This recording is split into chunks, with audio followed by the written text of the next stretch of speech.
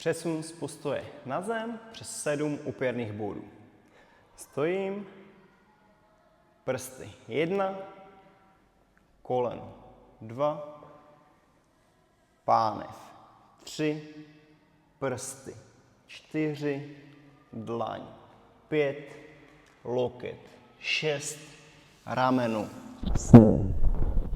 Na druhou stranu, rameno 7, loket 6, dlaň 5, prsty 4, pánev 3, koleno 2, prsty 1. Chceme pracovat pomalu, krok za krokem, v každém bodě se na chviličku zastavit a časem celý pohyb udělat velmi plynule a využít tak podlahu jako pomocníka pro rozmasírování těla a protažení veškerých tkání, které v těle nosíme.